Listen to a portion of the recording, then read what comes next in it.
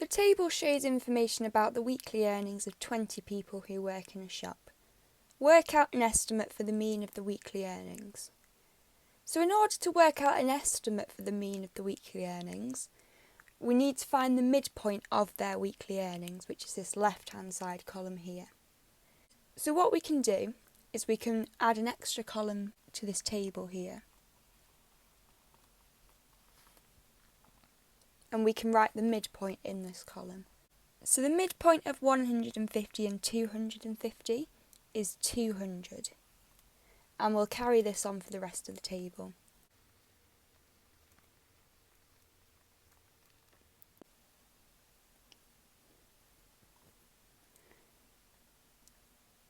So now what we need to do is we need to work out a mean for this information.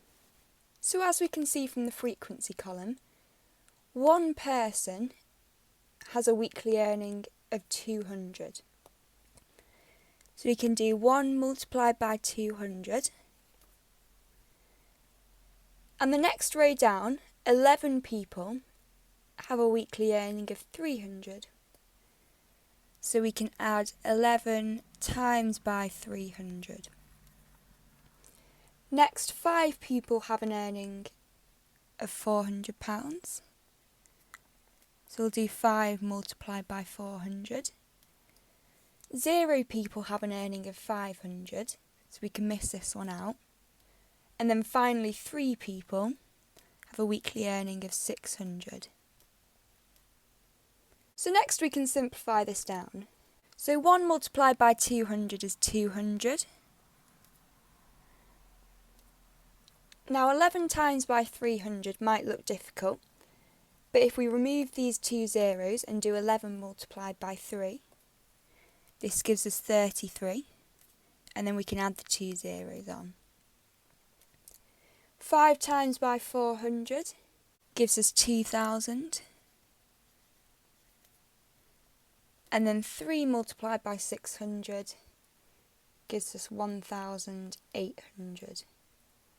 And next we need to add these all together.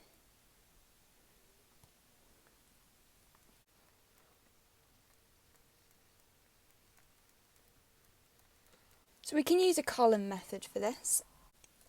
So as we can see, the first 2 numbers will be 0, as there's only zeros in those columns. 2 add 3 add 0 add 8 gives us 13, and we'll carry over the 1.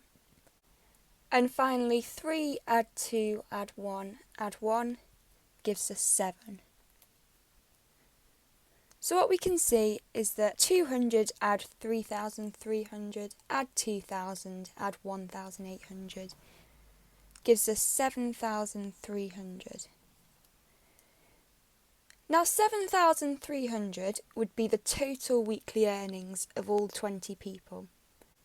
So what we need to do to find the mean of these earnings is we need to divide 7,300 by 20.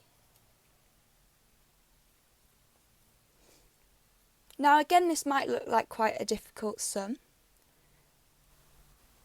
but we can cancel out these 2 zeros on both the top and bottom of the fraction, and this leaves us with 730 divided by 2. So what we need to do is half 730. And this gives us a mean weekly earning of £365. Nadia says the mean may not be the best average to use to represent this information. Do you agree with Nadia? You must justify your answer. So as we can see from the table we were given in Part A, there were quite a few outliers, especially in this higher weekly earnings area. Now when we're using the mean, we must include these outliers in the information. Now including these higher weekly earnings will bring the average up, and it may not be an accurate representation. So Nadia says that the mean may not be the best average to use. And because the outliers will affect this information, we can agree with Nadia and say, yes, we agree with Nadia because outliers will affect the mean.